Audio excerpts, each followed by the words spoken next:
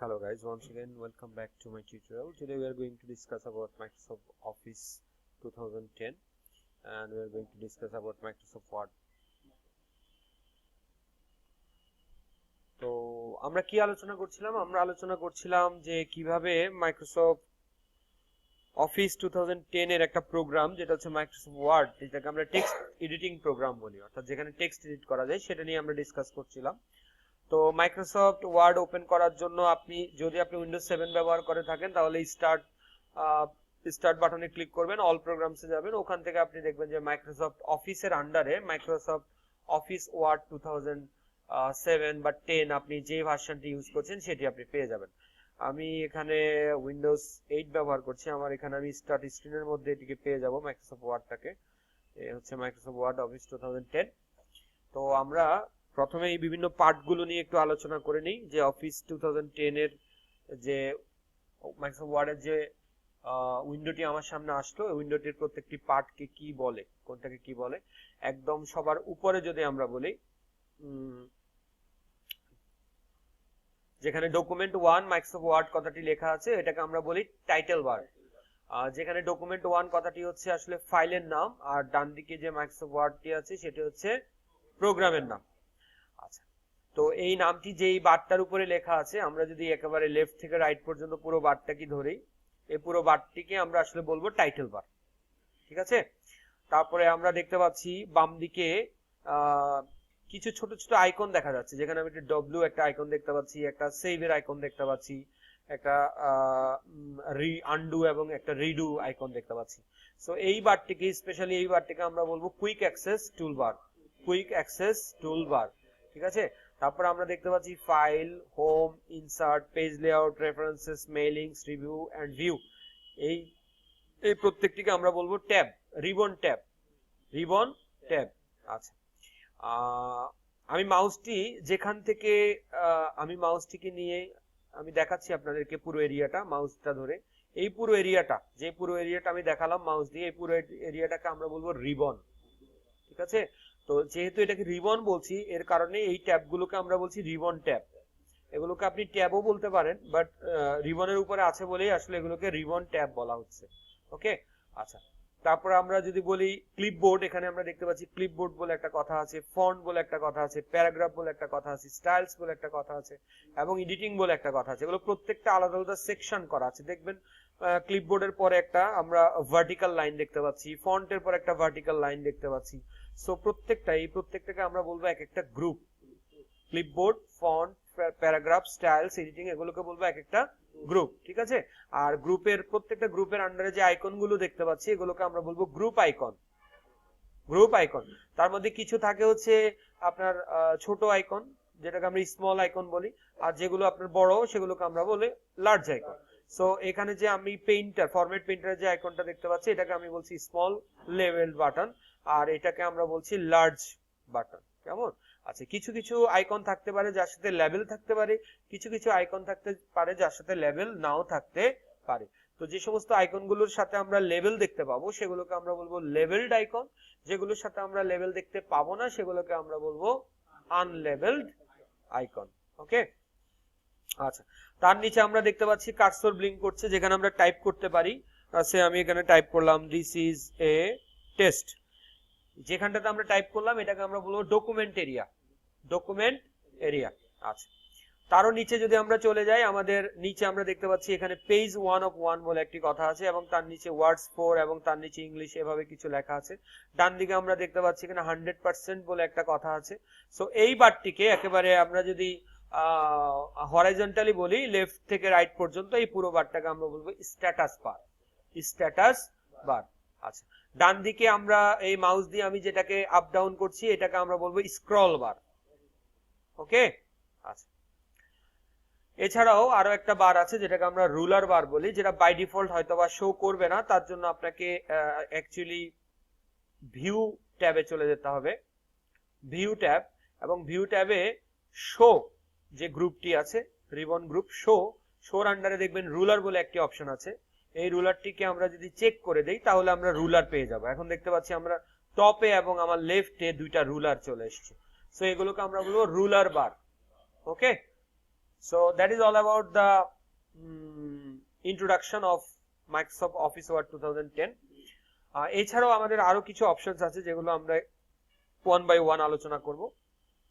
যেমন আমরা এই পেজটিতে এই মুহূর্তে সে আমি এখানে একটি দুইটি তিনটি চারটি ওয়ার্ড টাইপ করেছি। দিস ইজ এ টেস্ট, চারটি ওয়ার্ড টাইপ করেছি। সো আমি যদি দেখতে চাই এই পেজে আসলে কতগুলো ওয়ার্ড টাইপ করা হয়েছে তা আমরা কিন্তু নিচে দেখতে পাচ্ছি ওয়ার্ড 4 নামে এখানে দেখাচ্ছে আমার স্ট্যাটাস বারে। ওকে, আচ্ছা আমি যদি এখানে একের অধিক পেজ ওপেন করি, হ্যাঁ, একটা থেকে আরেকটা পেজে যায়, আরেকটা থেকে আরেকটা পেজে যায়, তাহলে আমাকে সে দেখাবে যে কতগুলো পেজ আসলে আমি ব্যবহার করেছি এই ডকুমেন্টের জন্য এবং এই মুহূর্তে আমি কত পেজে আছি। তো আমরা একটি পেজ থেকে আরেকটা পেজে যাওয়ার জন্য আমাদের একটা শর্টকাট কিবোর্ড কমান্ড আছে যেটা হচ্ছে control enter. Control enter press করলে আমরা পরবর্তী পেজ চলে যাব। সে আমি এখানে একটা কিছু টাইপ করলাম, this is our second page. Okay, so now আমরা স্ট্যাটাস বারটাকে দিকে যদি খেয়াল করি আমরা দেখতে পাবো যে স্ট্যাটাস বারে একটা পরিবর্তন হয়েছে যেটা আমাদেরকে দেখাচ্ছে পেজ 2 অফ 2 এবং ওয়ার্ড দেখাচ্ছে হচ্ছে 9। ওকে, সো আমার আগে আমি লিখেছিলাম ওই পেজে 4টি ওয়ার্ড এবং এখানে যদি আমি একটু কাউন্ট করি 1 2 3 4 5, সো 5 প্লাস 4 9। সো ওই 9 ওয়ার্ডই আমরা দেখতে পাচ্ছি নিচে স্ট্যাটাস বারে শো করছে এবং এটা আমাকে আরো একটা জিনিস দেখাচ্ছে সেটা হচ্ছে পেজ 2 অফ 2। আমার এই ডকুমেন্টে এখন কয়টা পেজ হচ্ছে? 2টা পেজ এবং আমি এই মুহূর্তে কোথায় আছি? 2 নাম্বার পেজে। এই জন্য সে আমাকে বলছে 2 অফ 2। আপনি কোন পেজে আছেন এটা আসলে সবসময় ইন্ডিকেট করবে আপনার কার্সর। আপনার কার্সরটা যেই পেজে ব্লিঙ্ক করবে তার মানে আপনি সেই পেজে আছেন। আমি স্ক্রল করে উপরে গেলাম তার মানে এই না যে আমি 1 নাম্বার পেজে আছি। যখনই আমি ক্লিক করব কার্সরটা ব্লিঙ্ক করবে তখনই আমি বলবো যে হ্যাঁ আমি এখন 1 নাম্বার পেজে আছি। ওকে, এবং সেটা আমার স্ট্যাটাস বারও কিন্তু শো করছে যে পেজ 1 অফ 2। একটু দেখেন স্ট্যাটাস বার কিন্তু শো করছে যে 1 অফ 2। ঠিক আছে, আচ্ছা এছাড়াও আমরা ফাইলের যদি ইনফরমেশন জানতে চাই, ফর এক্সাম্পল এই ফাইলটি কে ক্রিয়েট করেছে, অথর কে, কিংবা এই ফাইলটির লোকেশন কি, বা এই ফাইলটির টোটাল সাইজ কত, এই সমস্ত ইনফরমেশন জানার জন্য আমাদের কাছে আরো একটি অপশন আছে সেটা হচ্ছে ফাইল মেনুর আন্ডারে বা ফাইল ট্যাব যদি বলি আমরা, ফাইল ট্যাবের আন্ডারে ইনফোতে আমরা দেখতে পাচ্ছি ডান দিকে আমরা দেখতে পাচ্ছি যে বলছে size not saved yet because this file is not saved yet, এই জন্য সাইজটা এখানে দেখাচ্ছে না। যদি আমরা ফাইলটিকে সেভ করে দিই তখন এখানে আমরা সাইজটাও দেখতে পাবো। প্লাস এখানে আমাদেরকে দেখাচ্ছে পেজেস কতগুলো হয়েছে, প্লাস এখানে আমাদেরকে দেখাচ্ছে ওয়ার্ডস কতগুলো হয়েছে, প্লাস আমাকে দেখাচ্ছে যে আমার টোটাল এডিটিং টাইমটা কত ছিল, প্লাস এখানে আমাকে নিচে দেখাচ্ছে যে related dates like last modified, never, created, কবে ক্রিয়েট হয়েছে, যেমন এটা আমি আজকেই ক্রিয়েট করেছি সো এই জন্য এখানে টুডে দেখাচ্ছে এবং টাইমটাও দেখাচ্ছে যে আমি কখন ক্রিয়েট করেছি। নিচে আরো কিছু অপশনস আছে দেখতে পাচ্ছি আমরা, অথর, যে এই ফাইলটি কে ক্রিয়েট করেছিল, ফাইলটির ওনার কে, এবং ওখানে চাইলে আমরা আরো একজন অথরকে অ্যাড করতে পারি যাতে করে একটা ফাইলের আরো অথর শো করে। অথর মানে কি, যে ফাইলটির ক্রিয়েটর, যে ফাইলটিকে ক্রিয়েট করেছে। ওকে, সো আমরা আবার একটু হোম মেনুতে চলে যাই বা হোম ট্যাবে চলে যাই। আমি বারবার মেনু বলছি এই কারণে আমাদের আগের প্রিভিয়াস ভার্সনস গুলোতে আমরা এগুলোকে মেনুই বলতাম। হ্যাঁ, হোম মেনু, ইনসার্ট মেনু, এভাবে আমরা মেনু বলতাম। 2010 এসে এগুলোকে আসলে ওরা আলাদা আলাদা ভাবে রিবন ট্যাব বলছে। হ্যাঁ, ওকে, আমরা এখন একটু দেখবো যে স্ট্যাটাস বারকে কিভাবে কাস্টমাইজ করা যায়। কাস্টমাইজ কথাটার মানে হচ্ছে যে বাই ডিফল্ট যে অপশনস গুলো থাকবে সেগুলোকে আপনি রেখে অথবা না রেখে আপনি আপনার মতো করে কিছু একটা অ্যাড করা অথবা ওখান থেকে কিছু একটা বাদ দেয়া। So this is called customization, অর্থাৎ আপনি নিজের মতো করে কিছু একটা করছেন। সিস্টেম বাই ডিফল্ট যেটা দিয়েছে সেটা না, আপনি নিজের মতো করে কিছু একটা করছেন। আচ্ছা, তো আমরা যে স্ট্যাটাস বারটা দেখতে পাচ্ছি আমাদের প্রোগ্রামে, স্ট্যাটাস বারটাকে যদি আমরা রাইট ক্লিক করি আমরা দেখবো যে এখানে একটা পপ আপ মেনু আমাদেরকে শো করছে যেটির নাম হচ্ছে কাস্টমাইজ স্ট্যাটাস বার, এবং তার নিচে কিছু কিছু আমরা দেখতে পাচ্ছি টিক দেয়া আছে এবং কিছু কিছু টিক নেই। তার মানে হচ্ছে যে সমস্ত জিনিসগুলো টিক দেয়া আছে সেগুলো আমার এই স্ট্যাটাস বারে এই মুহূর্তে কাজ করছে, আর যেগুলো টিক নেই তার মানে সেগুলো কাজ করছে না। ফর এক্সাম্পল আমরা যদি দেখি আমাদের স্ট্যাটাস বারে ডান দিকে আমরা দেখতে পাবো যে 100% বলে একটা কথা দেখাচ্ছে। 100%, এবং যেটা বাম দিকে মাইনাস এবং ডান দিকে প্লাস সাইন দেখতে পাচ্ছি। মাঝখানে আমরা একটা অপশন দেখতে পাচ্ছি যেটা হচ্ছে মাউসটা নিয়ে গেলে আমাকে বলছে জুম, তার মানে হচ্ছে এই বারটার নাম হচ্ছে আসলে জুম বার। জুম বার দিয়ে আমরা কি করতে পারি, আমরা ডকুমেন্টটাকে জুম করে বড় করে বা ছোট করে দেখতে পারি। ফর এক্সাম্পল আমি এটাকে একটু প্লাস দিয়ে ক্লিক করলাম, দেখেন একটু একটু করে বাড়ছে, বড় হচ্ছে। আবার এটাকে আমি মাইনাস দিয়ে ক্লিক করে একটু একটু করে ছোট করে নিতে পারি চাইলে। ঠিক আছে, ক্লিয়ার? ওকে, সো এটাকে কি বলি আমরা, জুম বার। এখন আমি যদি চাই যে আমার স্ট্যাটাস বারে জুম বারটা থাকবে না, আমার স্ট্যাটাস বারে আমি জুম বারটাকে রাখবো না, তাহলে আমরা কি করতে পারি, স্ট্যাটাস বারে রাইট ক্লিক করতে পারি এবং এখানে যে জুম অপশনটি এই মুহূর্তে টিক দেয়া আছে সেই টিকটাকে ক্লিক করে আমরা উঠিয়ে দিতে পারি।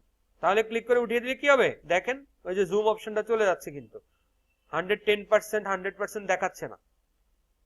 খেয়াল করছেন? ঠিক আছে, আচ্ছা। তারপরে এখানে বলছে যে আরো কিছু অপশন, যেমন পেজ নাম্বার, আমরা যদি এটাকে উঠিয়ে দিই তাহলে পেজ নাম্বারটা দেখেন স্ট্যাটাস বার থেকে চলে যাচ্ছে, পেজ নাম্বার দেখাচ্ছে না, কেমন? কিংবা ওয়ার্ড কাউন্টটাকে যদি আমরা উঠিয়ে দিই, দেখেন ওয়ার্ড কাউন্টটা অফ হয়ে গেছে। ঠিক আছে, সো এভাবে চাইলে আমরা আমাদের যে স্ট্যাটাস বারটা আছে, স্ট্যাটাস বারটাকে আমরা কাস্টমাইজ করতে পারি। শুধু স্ট্যাটাস বার না, আমরা চাইলে রিবনকেও কাস্টমাইজ করতে পারি, আমরা চাইলে আমাদের যে রিবন ট্যাব গুলো আছে সেগুলোকেও চাইলে কাস্টমাইজ করতে পারি। তো আমাদের পরবর্তী ভিডিওতে আমরা সেগুলো নিয়ে আলোচনা করব। আজকে এই পর্যন্তই, আপনারা সবাই ভালো থাকবেন, পরবর্তী ভিডিওতে আবার দেখা হবে, বাই।